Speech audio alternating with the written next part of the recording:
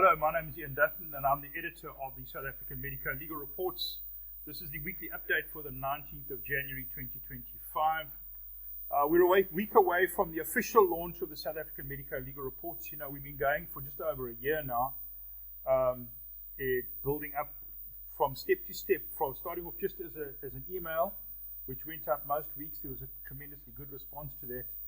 And we've grown and really have put a lot of effort in, but also grown and been very rewarding to see the progress of the South African Medico Legal Reports as a concept.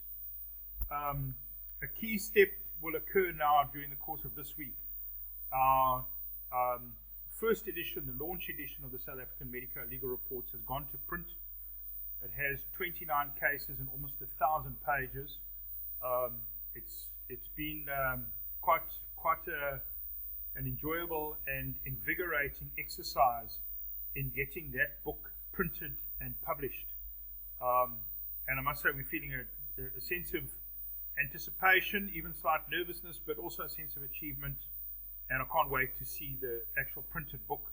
We will, on this email, we will put an image up of the book with what they call the block, which is the text portion of the book has already been printed. And we've had an image sent back to us from our publishers, which I found very interesting, and start giving you an idea of what that textbook is about. And then as we go into the final week before our launch in our annual review, there are a number of points that I would like to cover with you, which you will see in the weekly updates that go out. As always, please just enable your images to view the videos. That's tremendously helpful. Just as far as the launch event is concerned, we are delighted to have some really high caliber guests. We've got Professor Henny Klopper, Advocate Ross Shepston, Dr. Conrad Mashelwane, and Advocate Ferdinand Kerhan, who will be joining us so far. There are one or two other announcements that we'll make during the week as to who our guests will be. And we're really looking forward to a fascinating evening and presentation on Sunday the 26th. Insofar as the website is concerned, we've added those three judgments, Discovery Health, Mavundla, and Stone versus Ivanisevic, to our website. You will see from the website that there are also links through to the practice notes. Discovery Health, very well known. In fact, all three of these judgments have received a fair amount of media attention. But what we do at the Medico Legal Reports is we don't get into the sort of if you want to call it the circus or the hoi polloi around the judgments. We focus on the judgments. We look at it from a technical perspective. There are plenty of platforms available to air your views as to what you think the right or wrong position is with regards to the law, and whether the judges are right or whether they've got it hopelessly wrong. What we look at is what I call the black letter law. In other words, the law as expounded by either the Parliament in form of Acts of Parliament, legislation, or through case law. In other words, what the judges are saying the law is. That's our primary focus. And even more than that, our focus is very much on current content. And we try to take a wide view of the law. In other words, we will look widely at a range of cases that are not being reported in any other law report. And we focus specifically on the medico-legal aspects. But we look at the technical aspects. So when it comes to Discovery Health, that was the case that people might be aware of, because it deals with this ongoing saga with regards to the Road Accident Fund's duty to pay past medical expenses. That issue itself is interesting in that judgment, but of course it won't be the final word, or I doubt very much that'll be the final word on that particular topic. There's probably a fair amount of litigation left to go on that issue. But what is also interesting on that judgment is that it deals with a number of related issues, such as res judicata, issue estoppel, res inter alios acta. I think in that case there's even interpretation of documents. Now, I'll come back to Discovery Health because when I talk to you about the training in a few minutes. Mavundla was a very high-profile case because it dealt with, people know there's the ChatGPT case. In other words, it dealt with using ChatGPT to prepare your argument in court, and it's a salutary lesson in why that should not be done. And we say that the correct approach to take, we understand that there's a lot of information out there, but the correct approach to take for medical legal practitioners, use our services. That's exactly what we're there for. We go and we look properly at the law as it comes through, and we look at a wealth of information. We then repackage it and make it available in an easily accessible form. Mavundla looks at a number of very interesting concepts. The other thing that's interesting about Mavundla is it does talk about the legal obligations of legal representatives towards the court, and in particular then towards supervising their staff or legal representatives that appear on behalf of the firm. So that was also an interesting angle in that particular judgment. And another aspect of that judgment that was interesting is the approach which the court takes to the exercise of a discretion, whether a narrow or a wide discretion. So there are a number of ancillary issues which are actually very interesting and very important. And again, if you go to the judgment, you'll see the legal principles are all set out in the judgment and linked through to practice notes dealing with those principles. You'll become more familiar with that concept over the next few weeks, particularly when the training gets underway. And then the third case that's been added during this week is Stone versus Ivanisevic. Also got a lot of media attention. This was high profile because it involved a water polo match between two first teams of two leading schools in South Africa, Rondebosch and Bishops. And there was an altercation in the water, and the court then had to decide effectively two issues boiled down to. Firstly, whether the defendant, the one chap who was involved in that altercation, was liable to the other one who got injured personally, and then there was also a case brought against Bishops as a second defendant. Interesting, the court discusses certain of the principles that apply to when a school is liable for the misconduct of its pupil. Interesting because every weekend there are hundreds, if not thousands, of sporting contests around the country. The schools do have delictual obligations towards participants and, in fact, anybody on the school grounds.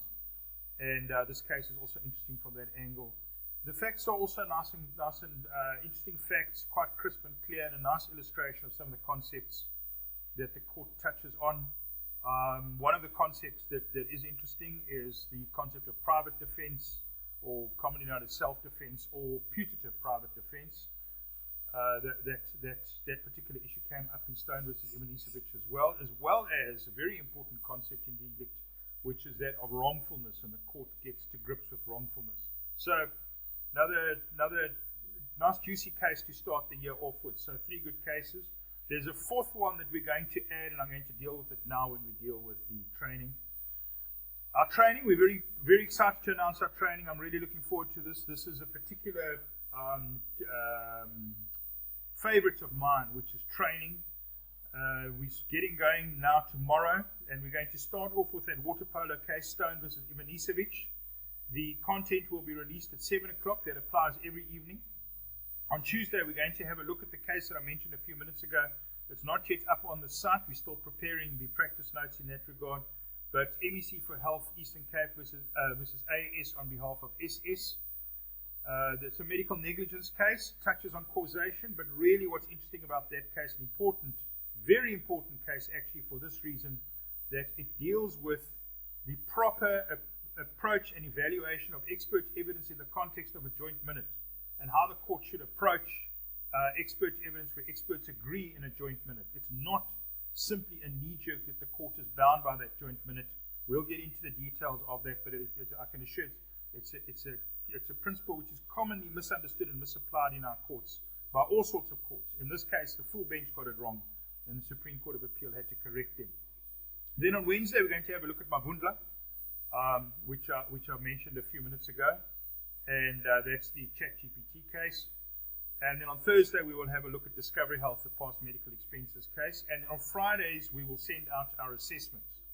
I want to tell you that the individual modules and each individual day's activity, we try to keep the video aspect of it down to 10 to 15 minutes. We do want to try and make it punchy and to the point. There will be reading material to go with that video content, obviously the case itself, and maybe some ancillary material around the case. But the video content itself will be about 15 minutes, and if you just watch the video content, you would be able to pass the assessment and do reasonably well. There will be 1 or 2 questions in the assessment which will require independent reading. But by and large, you'll do reasonably well. You can do, in fact, quite well if you simply watch the video and pay attention and answer questions based on that. And then the expert witness training. The expert witness training is going to occur every Wednesday, will be released every Wednesday at 7 o'clock. This week we are going to have a look at that topic of joint minutes of expert witnesses in the light of MEC for Health Eastern Cape. And we will have a look at that more from the expert witnesses perspective. So we'll cut away the legal jargon and all the ratio decidendi and the obiter dicta and all those sorts of things, and focus on those aspects of the case that are relevant for expert witnesses.